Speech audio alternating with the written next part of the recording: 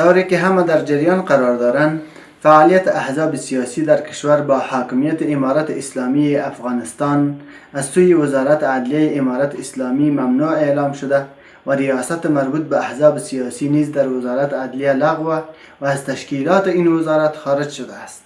با آن هم در این اواخر برخی مسئولان احزاب سیاسی که در اداره گذشته ثبت وزارت عدلیه بودند اقدام به موضع گیری ها کرده و حرکاتی را از آدرس احزاب لغو شده خیش انجام دادند.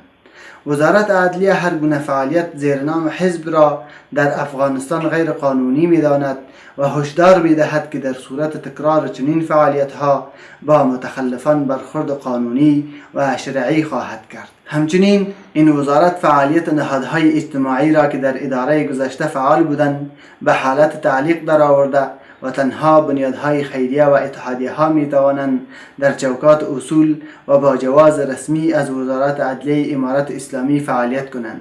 این وزارت و بنیادهای خیریه و دیگر نهادهای اجتماعی که بدون جواز و به صورت غیر قانونی فعالیت می کنند نیز هشدار می دهد که از فعالیت غیر قانونی خودداری کنند. در غیر آن با افراد متخلف برخورد جدی و قانونی صورت خواهد گرفت.